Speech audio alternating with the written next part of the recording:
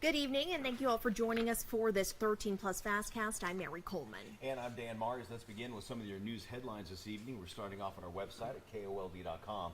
A man now faces 2 murder charges in a Santa Cruz County homicide investigation. The Santa Cruz County Sheriff's Office says it received a 911 call October 5th from a man who told the dispatcher he had just murdered 2 people. This was in Sonoita. 22-year-old Austin Shade was taken into custody after his father, 64-year-old Gregory, was found dead inside a residence. A woman identified as Austin's stepmother, 56-year-old Jamie Lee, was taken to the hospital in critical condition.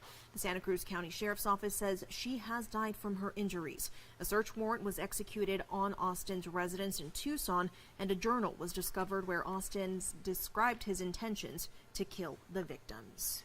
Arizona Republican Carrie Lake, who lost her bid to be the state's governor in 2022, announced she's running to represent Arizona in the U.S. Senate. That's right. Here's some video at an event in Phoenix this evening. She told a crowd of supporters that she intends to be Arizona's next senator. Lake will join the race for the seat currently held by incumbent Senator Kyrsten Sinema, who switched from Democrat to independent after the midterms. Sinema has not formally announced a reflection campaign, and Democrat Representative Ruben Gallego and Republican Pinal County Sheriff Mark Lamb have already announced their bids. Election Day 2023 is just a month away, and while this off-year election is focused on local issues, some Arizona political activists want to put a major election change on next year's ballot. That's right. They say opening up the state's partisan primaries would bring more voters into the process and make more votes count. 13 News reporter Bud Foster explains how exactly that would work. The problem in today's world is you have to be a Republican or a Democrat when a majority of the electorate is now unaffiliated. Unaffiliated as in independent. The Secretary of State's website shows in July the number of independents for the first time outnumbered either the Democrats or the Republicans, and that has led to a lot of disenfranchised voters. You know, the problem with the Republican Party today, and to some extent the Democratic Party, is hey, if you don't believe exactly what we say, we don't want you in the room. And in today's system, if you're not beholden to either party, you have no home. As an independent to vote in the primary elections, they must register one party or the other to cast a ballot, parties the independents have already rejected. As an unaffiliated voter, I'm having to pay for partisan primaries, and I can't participate unless I request one of their ballots. Why do we do that? Coughlin worked for Republicans Senator John McCain and Governor Jan Brewer, but has become disillusioned with the 2-party primary system, which he calls unfair to independents. Most Arizona lawmakers were elected during the primaries when independents don't have much of a say, rendering the general election moot to them.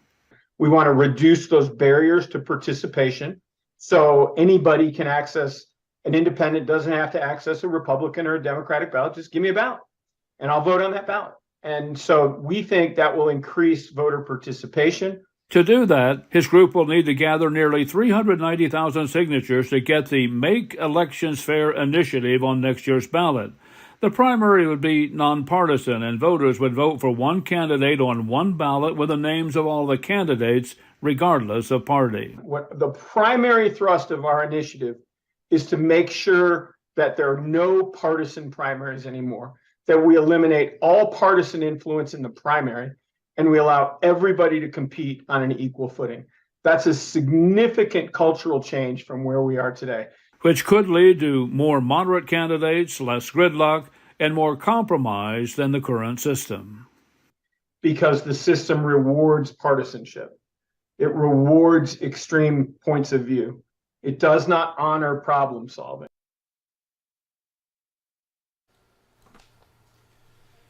To the Middle East now. More than 300,000 Israeli reservists have been called up after the Hamas attacks. Jeremy Diamond has the latest from Israel tonight. 3 days after hundreds of Hamas militants infiltrated Israel, Israeli forces are still fighting to eliminate the threat.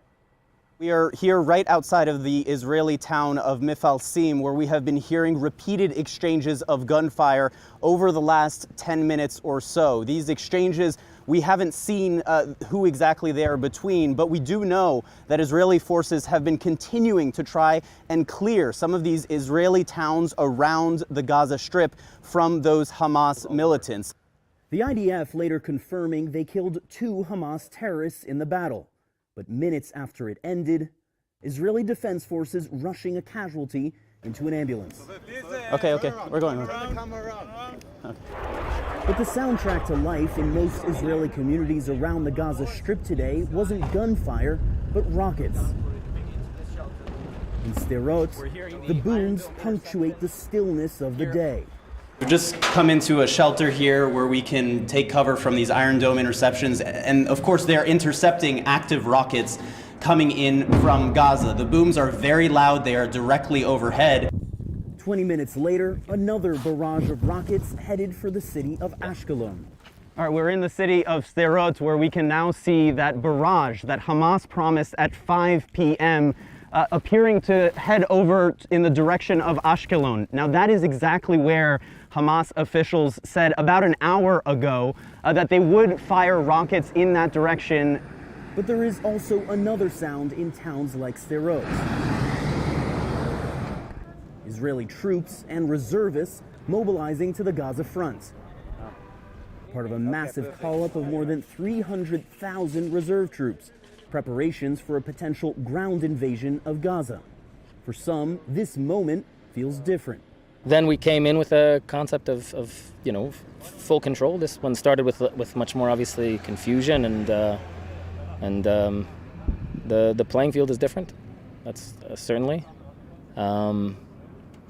But I think in the last 2 days the momentum has shifted. And the entire country is springing into action, with those out of uniform bringing food and supplies to troops. After days of tragedy, also a sense of resilience.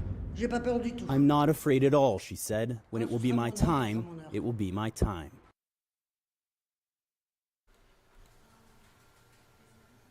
A New York man is joining the war efforts in Israel. From his Upper East Side Manhattan apartment, Noy Leib says that he couldn't sleep Friday night after news of Hamas's surprise attack. He just finished his Shabbat dinner before booking the first flight back to Israel. Leib arrived Sunday evening after seeing that Israeli Defense Forces reservists were being called in to fight.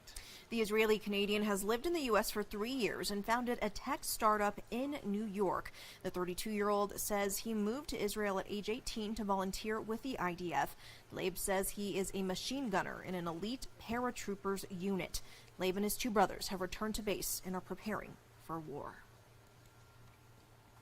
Well, coming up tonight on 13 News at 10, Mary Coleman's going to have her 13 Files report, and you're going to be talking about the tragic case of a local roper who was killed by a hit-and-run driver. Yeah, Dan, it was in 2019. His name was Dominic Romero, and it's a case that there are a lot of questions about because it was so dark and it was such a rural area that not a lot of people necessarily travel very often. There aren't any street lights out there, so his family has been looking for closure these last few years. I'm going to pull up some video of him so that you can see a little bit of, who he was. Again, he was very avid in the roping community, and there have been no leads when it comes to who may have done this. I spoke with his mom, Dan, and she says, frankly, that the person who did this might have not even known that they hit him because it was so dark, and there was nothing left as far as the vehicle goes. There was nothing from a bumper, no plastic, no glass, no anything. So just a lot of questions from this family on what exactly happened here, but again, they are hoping that us getting the word out can help them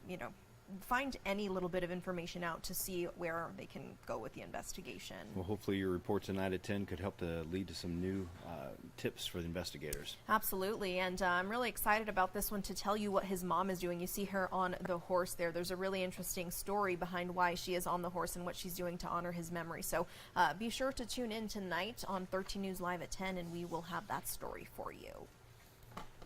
And we want to end on a good note here, Dan. Yeah, Spirit Halloween was at Diamond Children's Medical Center today. They let kids pick out donations of what they want to wear. Spirit is donating 10% of its Southern Arizona proceeds to Diamond Children's. It donates thousands of costumes each year to kids around the country. So bringing some joy and some excitement to these kids as they go through some tough times.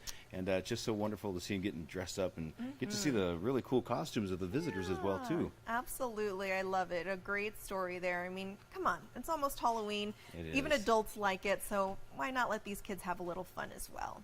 Very cool event there. Well, we are going to leave you tonight with a live look outside overlooking the Tucson metro area. Things looking pretty good out there, I would say. Yeah, always love this shot. We'll see you on 13 News live at 10.